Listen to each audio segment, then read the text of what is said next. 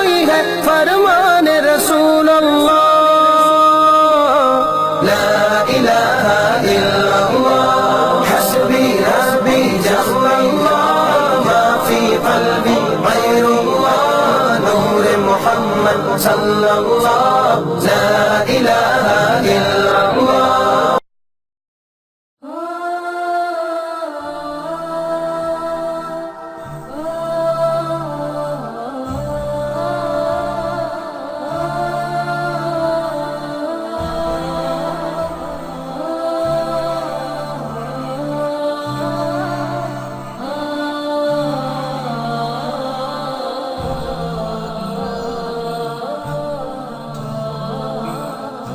अल्हम्दुलिल्लाह रब्बिल आलमीन वस्सलातु वस्सलामु अला नबील करीम अम्मा बाद।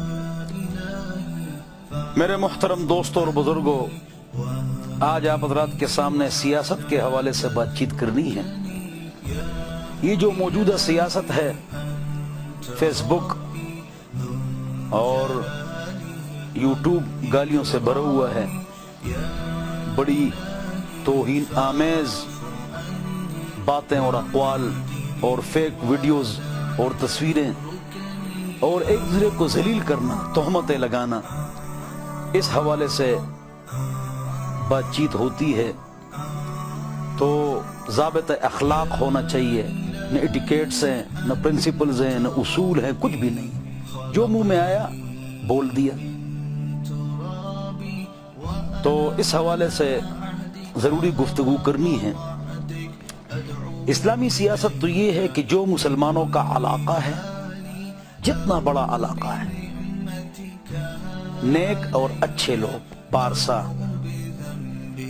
जिन पर एतमाद हो वो जमा हो जाएंगे एक टोली की सूरत में, जिसको अरबाब बिस्त कुशात कहते हैं, अहले हिल अक़्द कहते हैं, शूरा कहते हैं। वो जमा हो जाएंगे और वो आपस में मशवरा करेंगे और एक को अपना अमीर मुंतखब करेंगे मौत तक, इल्ला कि उससे कुफर सरजद हो जाए, वही सरबराह होगा। और इसमें इत्तबिउ अस्सवाद आदम, बड़ी जमात की इत्तिबा करो। इससे मुराद खवास की सवाद आज़म, बड़ी जमात, न कि अवाम की। और जिसके पास अक्सरियत होगी तो वो जीत जाएगा। वो अक्सरुहुम ला यअक़िलून व अक्सरुहुम ला यहतदून। अक्सर बेहिदायत होते हैं, अक्सर काफिर होते हैं, अक्सर बेईमान होते हैं, अक्सर बेउसूल होते हैं, अक्सर बेनमाजी होते हैं। व क़लीलुम मिन इबादी शुकूर, अक़लमंद अल्लाह वाले मुसलमान दीनदार नमाजी उसूल वाले कम होते हैं। तो कौन जीतेगा? इस एक बात को आप समझें। बहरहाल तो मैंने जो मौजूदा सियासत में हम एक दूसरे को गालियां देते हैं ना, इस हवाले से मैंने वैसे बातचीत करनी है। मैंने तो वोट इस्तेमाल नहीं किया कभी भी अपनी जिंदगी में। सिर्फ जब हजरत उलमाए किराम का इत्तेहाद और इत्तेफाक हो गया था तमाम मकाते फिक्र का, तो मैंने वोट दिया था। बहरहाल तो इस हवाले से आज गुफ्तगू जरूरी है। क्या हज़रात के सामने गुफ्तगू की जाए। और सियासत इस्लामी किसी को पता नहीं कि सियासत किसको कहते हैं। सब सियासत करते हैं। सियासत किसको कहते हैं आप किसी बड़े लीडर से पूछे, किसी को कोई पता नहीं। सियासत की तारीफ खुदा ही कसम इनको नहीं आती। सियासत किसको कहते हैं मैंने उससे पूछा, वज़ीर इत्तलात से, और मैंने उस एमएनए से पूछा, फलाने से, उसने जवाब नहीं दिया। वो हंस है और असेंबली में बैठते हैं ऊंची सीटों पर, सियासत का पता ही नहीं कि सियासत किसको कहते हैं। आजकल अगरचि सियासत किसको कहते हैं, गलियां सड़कें पक्की करना, गैस बिजली, जो इसका ख्याल करे वो बड़ा सियासी लीडर। अगरचि सियासत है ही नहीं, ये सियासत का एक छोटा सा जुज़ है। अल्लाह हम सबको समझता है। चाइना के अंदर पानी का दूसरा किनारा नजर नहीं आता है, उसके ऊपर एक पुल लगाते हैं और बादशाह के पास, वज़ीर-ए-आज़म के पास, सदर के पास टाइम नहीं होता है कि वहां आकर उसका इफ्ताह करें। हम तो गलियों का इफ्ताह करते हैं, छोटे छोटे दो दो बालिश पुलों का इफ्तिताह करते हैं। तो जरूरी है कि इस मौजू पर बातचीत की जाए, लेकिन पहले मैंने इस्लामी सियासत आपको बताई। اور اگر حضور اکرم صلی اللہ علیہ وسلم ابو جہل کے ساتھ ووٹنگ کرتے تو ابو جہل جیتتا، موسیٰ علیہ السلام فرعون کے ساتھ ووٹنگ کرتے تو موسیٰ علیہ السلام ہارتے۔ کیوں؟ اکثریت کس کے پاس تھی؟ جس کے پاس اکثریت وہ جیتے گا۔ تو اکثر لوگ کیسے ہیں آپ خود جانتے ہیں کیسے ہیں۔ تو اسلام کیا وہ میں نے بتا دیا، اور موجودہ سیاست کیا ہے، کس چیز کا نام ہے، لوگ کیا کرتے ہیں، میں نے آپ کو بتا دیا۔ ڈاکٹر عبدالقدیر خان صاحب کے بارے میں آپ سب سے پوچھیں، لیڈروں سے، وہ سب کہیں گے کہ بہت اچھے ہیں۔ لوگ بھی کہتے ہیں 100 سیٹوں سے کیوں ہار گئے؟ کیوں؟ مفاد پرست ٹولہ ہے، اس نے وہاں ووٹ ڈالنا ہے جہاں پر ان کو مفاد ملے۔ 78% لوگ ووٹ نہیں دیتے ہیں۔ یہ جھوٹ بولتے ہیں کہ 60% ٹرن آؤٹ رہا، یہ جھوٹ بولتے ہیں۔ 22% لوگ ووٹ دیتے ہیں بس۔ تو میں آپ کو بتا رہا تھا کہ سیاست میں جو ایک دوسرے کو آپ لوگ گالیاں دیتے ہیں، اس سے آپ پرہیز کریں۔ ہمارے مولوی بھی غلطی کرتے ہیں اور غیر مولوی بھی غلطی کرتے ہیں، اور آپس میں بھی غلطی کرتے ہیں، ایک دوسرے کو ذلیل کرتے ہیں، تہمتیں لگاتے ہیں، گالیاں دیتے ہیں، بری بات ہے۔ اللہ مجھے اور آپ سب حضرات کو معاف فرمائے۔ آپ حضرات کے سامنے جو میں نے بات کرنی تھی وہ یہ کہ دیکھو، جو موجودہ سیاست ہے ہماری ملک کی سیاست ہے، میں اس میں سے ایک بات آپ کو بتاتا ہوں اور آپ کو سمجھاتا ہوں کہ کرپشن کیا ہے اور کون غلط ہے اور کون ٹھیک ہے۔ میں آپ کو بتاتا ہوں، جب میری کوئی سیاسی پارٹی نہیں ہے لہذا آپ مجھ سے ناراض بھی نہیں ہوں گے۔ میری کوئی پارٹی ہے ہی نہیں، پھر ہم ناراض کیوں ہوتے ہیں؟ نہ میں ووٹ دیتا ہوں، پھر لہذا میری کھری باتیں ہوگی اور آپ ناراض نہیں ہوں گے۔ دیکھو، فوجی جو ہے وہ پارٹی نہیں بنا سکتا ہے، لیکن مشرف صاحب نے پارٹی بنائی۔ کیسے بنائی؟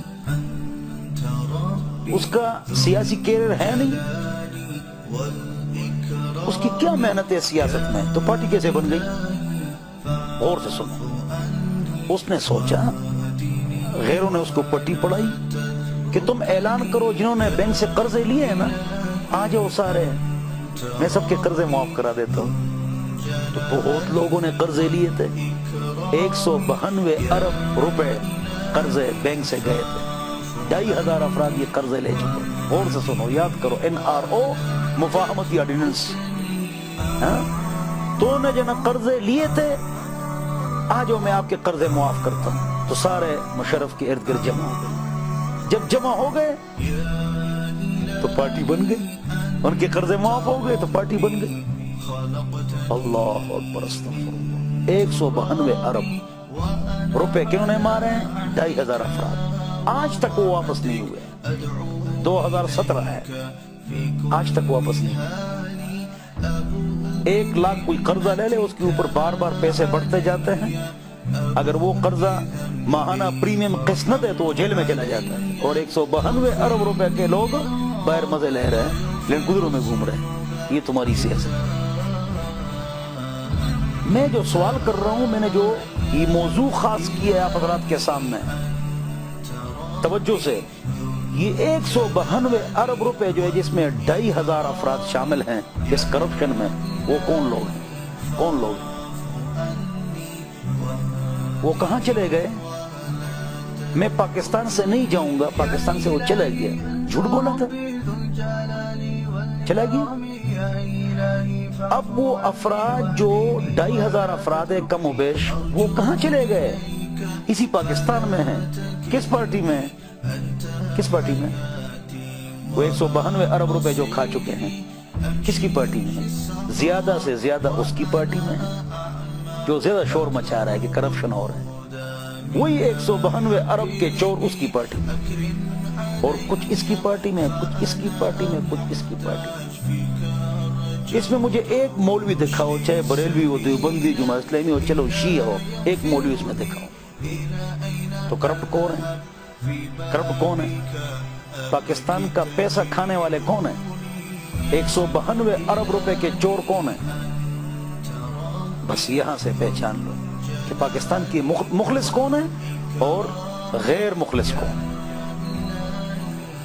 پاکستان کو کھانے والے کون ہیں۔ میں نے ایک تقریر میں کہا جو تقریر بریگیڈیئروں اور جنرلوں کے سامنے تھی، میں نے کہا سب سے مالدار ترین ملک پوری دنیا میں پاکستان ہے۔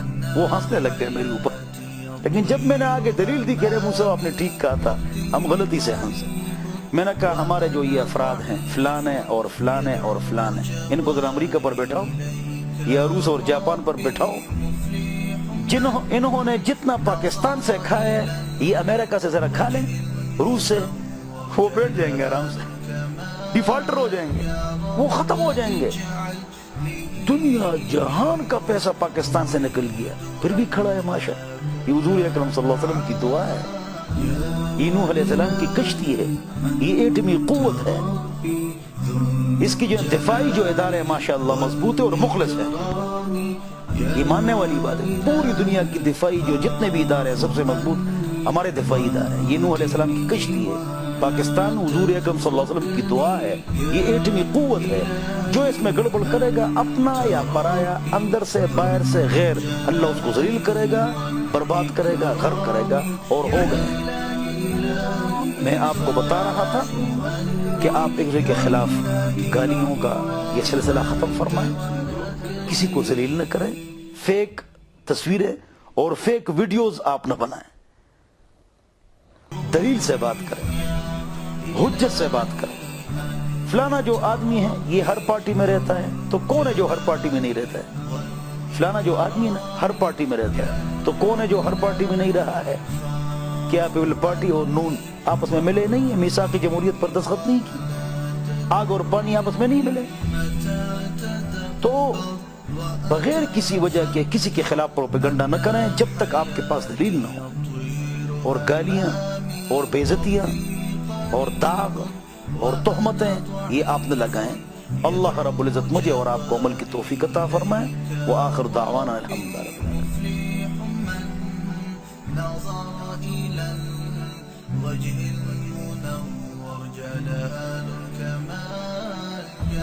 کوئی ہے فرمان رسول اللہ